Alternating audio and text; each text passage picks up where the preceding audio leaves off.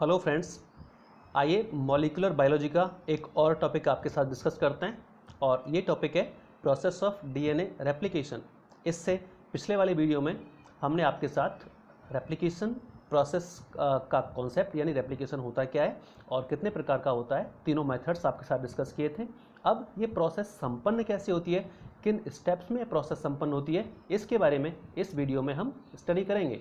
बस जैसा कि कल या पिछले वीडियो में मैंने आपको बताया था कि डीएनए के द्वारा अपने समान एग्जैक्ट कॉपीज बनाने की जो प्रक्रिया होती है उसको ही डीएनए रेप्लिकेशन कहा जाता है। किन किन विधियों से होता है, सेमी कंजर्वेटिव, कंजर्वेटिव, डिस्पर्सिव, ये हमने आपको डिस्कस की थी पिछले वीडियो में।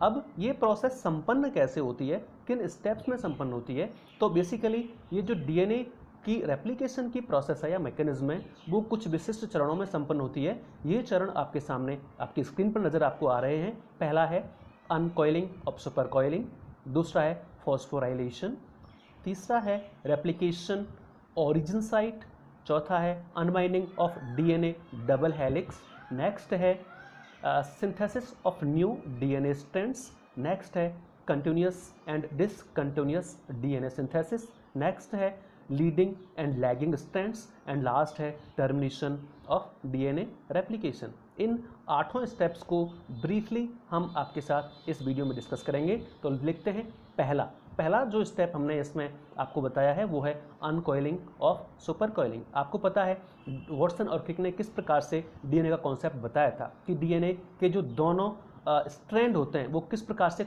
कॉइल्ड स्थिति में रहते हैं। अब जब तक वो अनकॉइल नहीं होंगे तब तक आगे की ये प्रोसेस शुरू होती नहीं है। इसीलिए सबसे पहला जो चरण होता है वो है डीएनए की जो सुपर कॉइलिंग है उसको अनकॉइल करना, और इस कॉइलिंग को अनकॉइल करने के लिए एक विशिष्ट एंजाइम इसमें प्रयुक्त होता है जिसे टोपो आइसोमरेज कहते हैं। ये टोपो आइसोमरेज एंजाइम इस सुपर कॉइलिंग को अनकॉइल करने का कार्य करता है। ये टोपो आइसोमरेज जो एंजाइम है ये डीएनए स्ट्रैंड को काटने और उनको पुनः जोड़ने की क्षमता भी रखता है, जो इसकी अलग अलग फॉर्म्स हैं जिसमें एक न्यूक्लियस है तो दूसरी लाइगेज है। यानी काटने के लिए जो इसकी फॉर्म प्रयुक्त होती है वो न्यूक्लियस और पुनः जोड़ने के लिए जो फॉर्म प्रयुक्त होती है वो है लाइगेज। इस प्रकार से ये जो टोपो आइसोमरेज है ये 2 प्रकार का होता है, topo isomerase first and topo isomerase second. तो पहला चरण हुआ अनकॉइलिंग ऑफ सुपरकॉइलिंग, यानी जो सुपरकॉइलिंग होती है डीएनए की उसको अनकॉइल किया जाता है टोपो आइसोमरेज एंजाइम के द्वारा। देन इस डायग्राम में आप देख रहे हैं कि किस प्रकार से कॉइल्ड है और फिर किस प्रकार से ये अनकॉइल होता है। सेकंड स्टेप है इसका फॉस्फोराइलेशन। डीएनए के संश्लेषण में काम आने वाले न्यूक्लियोटाइड में केवल एक ही फॉस्फेट समूह जुड़ा होने के कारण ये मोनोफॉस्फेट के रूप में होता है। जो न्यूक्लियोटाइड होते हैं उनमें एक ही फॉस्फेट होने की वजह से ये मोनोफॉस्फेट के रूप में होता है, जबकि इसको ट्राइफॉस्फेट के रूप में कन्वर्ट होना होता है। इसीलिए डीएनए के सभी 4 प्रकार के मोनोफॉस्फेट जो हैं वो चारों नाइट्रोजनस बेसेस के आधार पर 4 प्रकार के हैं। जो नाइट्रोजनस बेस आपने पढ़े हुए हैं ATCG, ये जो चारों नाइट्रोजनस बेसेज हैं उसके आधार पर ही इसमें 4 प्रकार के मोनोफॉस्फेट बनते हैं, और ये मोनोफॉस्फेट ATP से 2 फॉस्फेट अणु लेकर ट्राईफॉस्फेट में कन्वर्ट हो जाते हैं। इस प्रकार से मोनोफॉस्फेट का ट्राईफॉस्फेट में कन्वर्ट होना ही फॉस्फोराइलेशन कहलाता है। यह प्रक्रिया एक विशिष्ट एंजाइम की उपस्थिति में संपन्न होती है जिसे फॉस्फोराइलेज कहते हैं। इस प्रकार से इससे 4 प्रकार के डीऑक्सी न्यूक्लियोटाइड ट्राइफॉस्फेट बनते हैं। डीऑक्सी न्यूक्लियोटाइड ट्राइफॉस्फेट ये ही वो न्यूक्लियोटाइड्स हैं जो आगे पॉलीन्यूक्लियोटाइड का निर्माण करेंगे, मीन्स डीएनए के नए अणु का निर्माण करेंगे। तो जो 4 डीऑक्सीराइबो न्यूक्लियोटाइड ट्राइफॉस्फेट यहाँ पर बनते हैं वो भी चारों के चारों नाइट्रोजनस बेसेस के आधार पर यहाँ पर आप 4 प्रकार के देख रहे हैं। एक है deoxy adenosine triphosphate DATP, deoxy guanosine triphosphate DGTP, deoxy cytidine triphosphate DCTP, और चौथा है डीऑक्सी थाइमिडीन ट्राइफॉस्फेट DTTP। इस प्रकार से 4 प्रकार के डीऑक्सी न्यूक्लियोटाइड ट्राइफॉस्फेट बन जाते हैं और इनके जो बनने की ये प्रोसेस है यही कहलाती है फॉस्फोराइलेशन और ये ही आगे डीएनए मॉलिक्यूल्स बनने में रॉ मटेरियल का कार्य करते हैं। इसके बाद थर्ड स्टेप आता है इसका रेप्लिकेशन ओरिजिन साइट। डीएनए पर जो नए डीएनए अणु का निर्माण होना होता है, ऐसा नहीं है कि पूरा डीएनए पर कहीं से भी उसका निर्माण शुरू हो जाता है। डीएनए रेप्लिकेशन की क्रिया एक्चुअली डीएनए के कुछ विशिष्ट स्थानों से ही स्टार्ट होती है और इन स्थानों को ओरिजिन साइट या साइट ऑफ इनिशिएशन कहा जाता है। ये यूकैरियोट्स और प्रोकैरियोट्स में अलग अलग प्रकार की हो सकती है। प्रोकैरियोट सेल्स जो होती हैं उनमें केवल एक ही रेप्लिकेशन ओरिजिन साइट होती है जो कोशिका झिल्ली से जुड़ा होता है। इसे ORIC यानी ओरिजिन सी साइट कहते हैं। तो प्रोकैरियोट्स में तो केवल एक ही ओरिजिन साइट होती है, अर्थात एक स्थान से ही डीएनए का सिंथेसिस स्टार्ट हो सकता है। लेकिन यूकैरियोट्स में कई सारे ओरिजिन साइट्स होते हैं, कई साइट ऑफ इनिशिएशंस होती हैं, जिसके कारण यूकैरियोटिक सेल्स में रेप्लिकेशन कई स्थानों से शुरू हो सकता है। तो इस प्रकार से जो वह स्थान जहां से डीएनए का रेप्लिकेशन शुरू होता है उसे रेप्लिकेशन ओरिजिन साइट या साइट ऑफ इनिशिएशन कहते हैं। तो इस स्थान से अब स्टार्ट होगा डीएनए का रेप्लिकेशन। देन चौथा स्टेप आप देख रहे हैं unbinding of DNA double helix. First step में हमने सुपर कॉइलिंग को अनकॉइल किया था, लेकिन आपको पता है कि डीएनए डबल स्ट्रैंडेड मॉलिक्यूल है। अब इन स्ट्रैंड जो दोनों डबल स्ट्रैंड है इनका सेपरेट होना जरूरी होता है ताकि ये टेम्पलेट का कार्य करें और इनसे एक नए स्ट्रैंड इनके ऊपर बन सकें। इस प्रक्रिया को ही कहा जाता है unbinding of DNA double helix. तो डीएनए के दोनों स्ट्रैंड्स को सेपरेट करने का कार्य भी एक पर्टिकुलर एंजाइम द्वारा किया जाता है जिसे हेलिकेज एंजाइम कहते हैं। यहाँ आपको हर एक स्टेप में विशिष्ट एंजाइम्स को ध्यान रखना है। तो एक ऐसा एंजाइम जो डीएनए के दोनों स्ट्रैंड को सेपरेट करने का कार्य करता है उसे हेलिकेज एंजाइम कहते हैं। ये हेलिकेज साइट ऑफ इनिशिएशन से जुड़कर दोनों स्ट्रैंड के जो बेस पेयर्स होते हैं, दोनों स्ट्रैंड पर जो नाइट्रोजनस बेस पेयर्स होते हैं उनके बीच में जो हाइड्रोजन बॉन्ड होते हैं उनको तोड़कर दोनों स्ट्रैंड को अलग अलग कर देता है। तो जिस बॉन्ड से दोनों स्ट्रैंड जुड़े होते हैं वो वास्तव में नाइट्रोजनस बेसिस के बीच में होते हैं। उन हाइड्रोजन बॉन्ड्स को तोड़ने का कार्य हेलिकेज एंजाइम द्वारा किया जाता है, जिससे दोनों स्ट्रैंड सेपरेट होना प्रारंभ हो जाते हैं। इस एंजाइम को ओरिजिन बाइंडिंग प्रोटीन भी कहा जाता है। किस एंजाइम को? हेलिकेज एंजाइम को ओरिजिन बाइंडिंग प्रोटीन भी कहते हैं। जब ये हेलिकेज दोनों स्ट्रैंड को अलग कर देता है तो ये स्ट्रैंड ऐसी ही स्थिति में बनी रहें, यानी ये स्थिर रहें और वापस से कहीं इनमें कॉइलिंग स्टार्ट ना हो, इसको रोकने के लिए डीएनए बाइंडिंग प्रोटीन अलग अलग स्ट्रैंड से जुड़ जाती हैं। तो इन स्ट्रैंड से यहाँ पर एक विशिष्ट प्रकार की प्रोटीन जुड़ती हैं जो इनको स्थिरता प्रदान करती हैं अलग हुए स्ट्रैंड को और साथ में वापस से कॉइलिंग नहीं होने देती। इन प्रोटीन्स को कहा जाता है डीबीपी यानी डीएनए बाइंडिंग प्रोटीन्स। इस प्रोटीन को जो डीएनए बाइंडिंग प्रोटीन हमने यहाँ पर नाम दिया है इनको ही एसएसबी प्रोटीन्स भी कहा जाता है। SSB protein single stranded binding proteins या हेलिक्स स्टेबलाइजिंग प्रोटीन भी कहा जाता है, क्योंकि ये इसको स्थिरता प्रदान करती हैं। इसको हेलिक्स स्टेबलाइजिंग प्रोटीन्स भी कहा जाता है। तो जैसे ही स्ट्रैंड एक दूसरे से सेपरेट होना स्टार्ट होते हैं तो जो स्ट्रक्चर बनती है वो बाइसेप स्ट्रक्चर बनती है, जिसे रेप्लिकेशन फॉर्क कहते हैं। आपके सामने डायग्राम में रेप्लिकेशन फॉर्क बाइसेप स्ट्रक्चर में नजर आ रहा है। यहाँ पर रेड कलर्स में जो आप देख रहे हैं वो डीएनए के दोनों मेन स्ट्रैंड हैं। एक 5 to 3rd एंड है ऊपर और नीचे 3rd to 5 एंड है। यहाँ पर अब आप देख रहे हैं इन दोनों स्ट्रैंड्स पर, ये जो दोनों स्ट्रैंड हैं इनकी जो ऊपरी मुख जिस पर जो बाइसेप बना हुआ है, ऊपरी मुख जो है वहाँ पर नए डीएनए के खंड बनना प्रारंभ हुए हैं, नए डीएनए का संश्लेषण होना प्रारंभ हुआ है। यहाँ पर जो ब्लू लाइंस में आप देख रहे हैं ये नए संश्लेषित होने वाले डीएनए मॉलिक्यूल्स हैं या खंड हैं। एक जगह आप देख रहे हैं कंटिन्यूअस सिंथेसिस हो रहा है नीचे की ओर, और ऊपर की ओर आप देख रहे हैं कि सेगमेंट्स में, टुकड़ों में सिंथेसिस हो रहा है। तो इस प्रकार से एक तो कंटिन्यूअस सिंथेसिस है और दूसरा डिसकंटिन्यूअस सिंथेसिस है। यहाँ पर जो कंटिन्यूअस सिंथेसिस है इसको लीडिंग स्ट्रैंड कहते हैं, और जो डिसकंटिन्यूअस सिंथेसिस है उसको लैगिंग स्ट्रैंड कहते हैं। इनको हम आगे के पॉइंट में देखेंगे भी, लेकिन यहाँ डायग्राम में आपको यहाँ के आप थोड़ा ध्यान रखें, इस वजह से मैं बता रहा हूँ।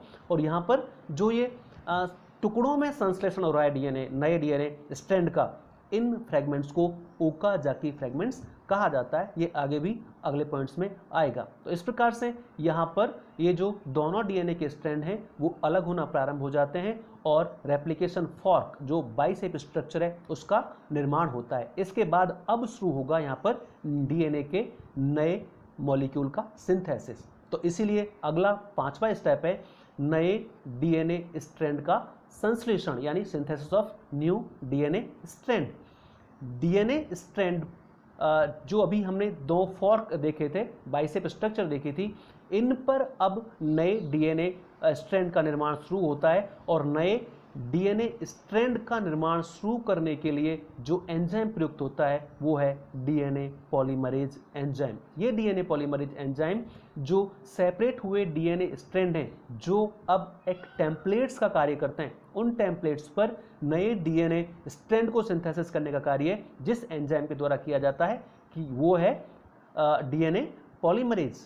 लेकिन ये जो डीएनए पॉलीमरेज है ये डायरेक्ट ही पॉलीमराइजेशन यानी नए खंडों की बनने की शुरुआत नहीं कर सकता। इसलिए डीएनए डिपेंडेंट आरएनए पॉलीमरेज एक दूसरा एंजाइम है, डीएनए डिपेंडेंट आरएनए पॉलीमरेज, इसके द्वारा 60 to 70 न्यूक्लियोटाइड्स का एक कॉम्प्लीमेंट्री चेन संश्लेषित की जाती है। एक कॉम्प्लीमेंट्री चेन का फॉर्मेशन किया जाता है, सिंथेसिस किया जाता है, जिसे आरएनए प्राइमर कहते हैं। ये मेन सिंथेसिस है। इसमें जब तक आरएनए प्राइमर नहीं होगा तब तक डीएनए पॉलीमरेज एंजाइम आगे वर्क नहीं करेगा, क्योंकि डीएनए पॉलीमरेज आरएनए प्राइमर पर ही जुड़ता है और इसके बाद फिर नए स्ट्रैंड का संश्लेषण करता है। तो पहले निर्माण होता है आरएनए प्राइमर का, और आरएनए प्राइमर का निर्माण किया जाता है DNA dependent RNA polymerase enzyme के द्वारा। तो अब ये जो आरएनए प्राइमर है ये डीएनए टेम्पलेट पर जुड़ता है और इसके बाद इस पॉलीमराइजेशन की शुरुआत होती है। आरएनए प्राइमर बनने के बाद डीएनए पॉलीमरेज एंजाइम इसके थर्ड एंड से के हाइड्रोक्सिल से नए डीएनटीपी को जोड़कर 5 to 3rd एंड दिशा में नए डीएनए का संश्लेषण करता है। यही मैंने आपको बताया था कि किस प्रकार से ये जो डीएनए पॉलीमरेज है वो आरएनए प्राइमर से जुड़ता है और 5 to 3rd एंड डायरेक्शन में नए डीएनए का सिंथेसिस करता है। डीएनए पॉलीमरेज एंजाइम केवल 5 to 3rd एंड डायरेक्शन में ही पॉलीमराइजेशन करता है, अर्थात ये एक ही दिशा में नए डीएनए स्ट्रैंड का सिंथेसिस करता है। ये ध्यान रखने वाली बात है। डीएनए निर्भर RNA polymerase, DNA dependent RNA polymerase को डीएनए प्राइमेज भी कहते हैं। बहुत महत्वपूर्ण एंजाइम है, क्योंकि इसके द्वारा जो डीएनए का निर्माण होता है वो इसी से स्टार्ट होता है। आरएनए प्राइमर का जो बना था वो इसी से बनता है, इसलिए आपको डीएनए डिपेंडेंट आरएनए पॉलीमरेज को विशेष तौर पर ध्यान रखना है। ये डीएनए प्राइमेज हेलिकेज के साथ जुड़ा होता है, जिसे प्राइमोसोम भी कहते हैं। तो इस प्रकार से ये डीएनए का सिंथेसिस यानी नए डीएनए स्ट्रैंड का जो संश्लेषण है वो स्टार्ट हो जाता है। अगला पॉइंट है continuous and discontinuous DNA synthesis. मैंने आपको डायग्राम जब बताया था उसमें दोनों बताए थे कि एक साइड में कंटिन्यूअस सिंथेसिस होता है तो दूसरी पर डिसकंटिन्यूअस सिंथेसिस होता है। डीएनए पॉलीमरेज जो एंजाइम है वो केवल 5 to 3rd एंड डायरेक्शन में ही पॉलीमराइजेशन करता है। अभी हम बात कर ही रहे थे इस बारे में, इसलिए 3rd to 5 एंड वाला जो स्ट्रैंड होता है, नीचे वाला स्ट्रैंड जो मैंने आपको पहले डायग्राम में बताया था, जो कि 3rd से 5 एंड जा रहा था, जो रेड कलर का मैंने आपको डायग्राम में बताया था, उस पर डीएनए का जो सिंथेसिस होता है वो कंटिन्यूअस स्ट्रैंड के रूप में होता है, अर्थात वहां पर कंटिन्यूअस स्ट्रैंड का सिंथेसिस होता है। जबकि जो दूसरा स्ट्रैंड था, जो ऊपर वाला था, जो हम 5 से 3rd एंड डायरेक्शन में देख रहे थे, वहाँ पर छोटे छोटे आरएनए प्राइमर्स का निर्माण होता है। यहाँ पर जो नीचे वाला स्ट्रैंड था जिस पर कंटिन्यूअस सिंथेसिस होता है, यहाँ पर केवल एक आरएनए प्राइमर बनता है, जबकि जो दूसरा वाला स्ट्रैंड है उस पर कई छोटे छोटे आरएनए प्राइमर बनते हैं। इसीलिए वहाँ पर छोटे छोटे डीएनए सेगमेंट का सिंथेसिस होता है। इस वजह से, क्योंकि छोटे छोटे टुकड़ों में वो सिंथेसिस होता है, इसलिए इसको डिसकंटिन्यूअस सिंथेसिस कहते हैं। और ये जो छोटे छोटे स्ट्रैंड बनते हैं डीएनए के, ऊपर वाले स्ट्रैंड को जिसको हमने 5 to 3 देखा था, इन सेगमेंट्स को सबसे पहले बताने वाले थे ओकाजाकी नाम के साइंटिस्ट। इसीलिए इन सेगमेंट्स को ओकाजाकी फ्रेगमेंट्स या ओकाजाकी सेगमेंट्स कहा जाता है। और ये जो ओकाजाकी खंड हैं ये सिर्फ आरएनए प्राइमर के बने होते हैं। तो इस प्रकार से जो डीएनए टेम्पलेट्स होते हैं या रेप्लिकेशन फॉर्क जो होता है, उस पर दो प्रकार से नए डीएनए स्ट्रैंड बनने लग जाते हैं। एक कंटिन्यूअस स्ट्रैंड बनता है और दूसरा टुकड़ों में यानी फ्रेगमेंट्स में, जो ओकाजाकी फ्रेगमेंट्स हैं उनके रूप में डीएनए स्ट्रैंड का सिंथेसिस होता है। इसके बाद ये इस डायग्राम में आप वापस से देख पा रहे हैं जो हमने पहले में देखा था। यहाँ पर दोनों जो स्ट्रैंड आपको नजर आ रहे हैं, एक नीचे कंटिन्यूअस जहाँ पर सिर्फ एक आरएनए प्राइमर है, जबकि ऊपर छोटे छोटे टुकड़ों में डीएनए का स्ट्रैंड बन रहा है जहाँ पर कई सारे आरएनए प्राइमर्स जुड़े होते हैं। इस प्रकार से एक कंटिन्यूअस सिंथेसिस है तो दूसरा डिसकंटिन्यूअस सिंथेसिस जो कि ओकाजाकी फ्रेगमेंट्स के रूप में होता है। इसके बाद 7th स्टेप में आप देखेंगे लीडिंग और लैगिंग स्ट्रैंड्स। इनके बारे में भी हम आपको बता चुके हैं पहले। डीएनए का जो कंटिन्यूअस स्ट्रैंड है, जो लगातार नीचे वाली साइड पे जो बन रहा था, उसको लीडिंग स्ट्रैंड कहते हैं। जो कंटिन्यूअस स्ट्रैंड सिंथेसिस होता है उसको लीडिंग स्ट्रैंड कहते हैं। इसमें केवल एक ही आरएनए प्राइमर होता है। अभी हम बात कर रहे थे जो नीचे वाला कंटिन्यूअस स्ट्रैंड होता है उसमें केवल एक आरएनए प्राइमर जुड़ता है। इसका निर्माण रेप्लिकेशन फॉर्क की तरफ होता है। इसका निर्माण किधर होता है? रेप्लिकेशन फॉर्क की ओर होता है। जबकि डिसकंटिन्यूअस डीएनए स्ट्रैंड को लैगिंग स्ट्रैंड कहते हैं। जो डिसकंटिन्यूअस स्ट्रैंड था उसी को लैगिंग स्ट्रैंड कहते हैं। इसमें कई आरएनए प्राइमर्स होते हैं, ये हम पहले भी बात कर चुके हैं। जो डिसकंटिन्यूअस स्ट्रैंड होता है उसमें कई आरएनए प्राइमर्स होते हैं। इनका निर्माण रेप्लिकेशन फॉर्क के विपरीत दिशा में होता है। तो दोनों में अंतर है, एक का निर्माण रेप्लिकेशन फॉर्क की तरफ और दूसरा रेप्लिकेशन फॉर्क के विपरीत दिशा में होता है। इस प्रकार आरएनए प्राइमर को डीएनए पॉलीमरेज फर्स्ट द्वारा पृथक कर दिया जाता है। आरएनए प्राइमर्स जो जुड़े हुए हैं दोनों स्ट्रैंड पर जुड़े हुए हैं। खासकर अगर आप लैगिंग स्ट्रैंड की बात करें, क्योंकि उसमें छोटे छोटे खंड बने हैं और प्रत्येक खंड से क्या जुड़ा हुआ है?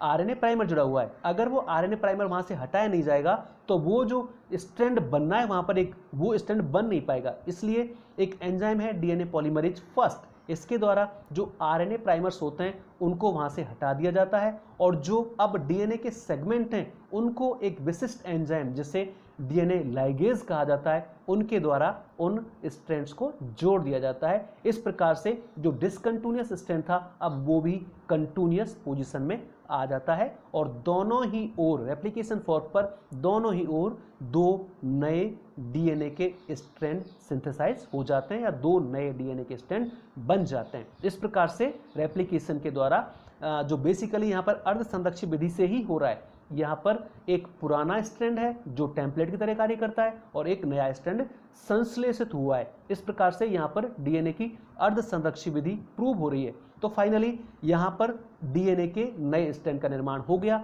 और अब इस प्रक्रिया का अंततः समापन होता है, जो कि इसका अंतिम स्टेप है, डीएनए प्रतिकृति की समाप्ति, टर्मिनेशन ऑफ डीएनए रेप्लिकेशन। अगर बात की जाए ई कोलाई की, इसमें डीएनए रेप्लिकेशन की प्रक्रिया समाप्ति में टर्मिनेटिंग सीक्वेंस पाए जाते हैं।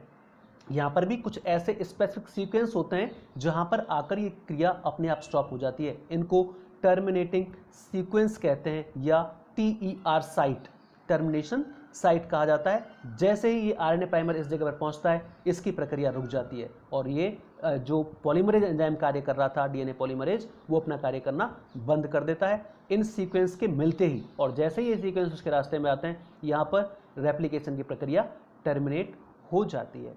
डीएनए रेप्लिकेशन की समाप्ति के लिए टस प्रोटीन सहायता करता है। TUS, टस प्रोटीन्स जो होते हैं वो इसमें हेल्प करते हैं। जैसे हर स्टेप पे कहीं ना कहीं कोई एंजाइम और प्रोटीन्स यहाँ पर सहायता करते हैं, ऐसे ही अंत वाले चरण में जो कि टर्मिनेशन है, यहाँ पर भी जो प्रोटीन इस प्रक्रिया में सहायता करते हैं वो हैं TUS यानी टस प्रोटीन्स इसमें सहायता करते हैं। दोनों ही, चाहे वो प्रोकैरियोटिक हैं या यूकैरियोटिक, इनमें DNA का जो रेप्लिकेशन होता है वो बाई डायरेक्शनल यानी द्वि दिशात्मक होता है। तो इस प्रकार से DNA के रेप्लिकेशन की प्रक्रिया बेसिकली 8 चरणों में संपन्न होती है। ये DNA का रेप्लिकेशन बहुत ही महत्वपूर्ण चरण है, बहुत महत्वपूर्ण टॉपिक है। इसको 8 के 8 चरणों को आप ठीक से एक बार पढ़ें। निश्चित रूप से इतना कठिन नहीं है, आसानी से आपके समझ में आएगा। अगर फिर भी कहीं कोई प्रॉब्लम इसमें आपको आती है तो आप मुझसे कंसल्ट कर सकते हैं। Thank you.